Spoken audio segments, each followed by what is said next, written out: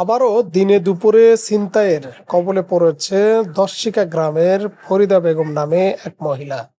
ছিনিয়ে নিয়েছে নগদ টাকা ও গহনা। কি হয়েছে বলেন তো? কি হয়েছে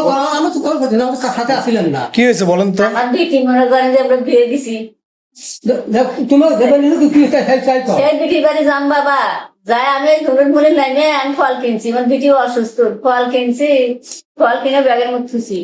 আর মনে করেন প্রতিদিন জানলা এত গাড়ি, কোন গাড়ি তুকমু, আমি তো পার হয়ে পাবো না। কবি বাবা আমার পাশে এক মানুষ, আগে এক মানুষ দূরে জায়গায় আমার মোবাইলের থেকে থেকে আমাকে নিয়ে গেল বাবা, নিয়ে যায় হাতের মানে খুলে নিল, কানের গানা খুলে নিল, গোলার গানা খুলে নিল। ওটার মধ্যে 5,000 টাকা আছিল। ওর বিটি অসুস্থ, আমি না নাই ডাক্তারের কাছে নিয়ে আসবো। আমার বেটি সাইড কেটে বাচ্চা হয়েছে অসুস্থ, সে টাকা কোনো নিল। কয়জন ছিল? কয়জন ছিল? 2 জন বাবা। 2 জন। কটার দিকে এটা ঘটনা? কতক্ষণ আগে? আমি এখানে নিয়ে আসি আধা ঘন্টা হলো? এগারোটা মনে ভাবি নাই বাবা। সেটা কোন জায়গায় ঘটনাটা?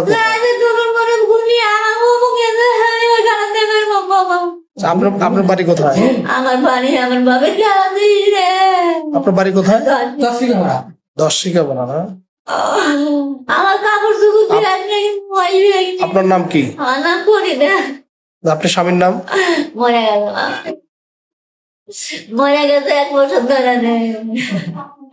স্বামী নাই, বেটা করতো নাই, বাপ মা নাই। থানায় যান এখন। থানায় আপনার বাড়ি কোথায়? আমার বাড়ি 10 জেলাবি। আপনি একসাথে ছিলেন? না, এটা আমার ধর্ম বেটি। সাথে ওখানটা এসে আমার কাছে আমি যে বাসার কাম করছি। আচ্ছা। তা আপনি কি দেখলেন আসার পরে? আমরা আসলে কথা বলবেন না তো, কথা বলতে পারেন না খালি আমার কান্দা কাটি অজ্ঞান করছিল না? হ্যাঁ, অজ্ঞান করছে। জ্ঞান ফিরছে কখন? জ্ঞান ফিরছে কখন? ওখানে লোক বেশি গেল তো, পানি দেওয়া জল কম যায়। কি কিনেছে ওনার থেকে?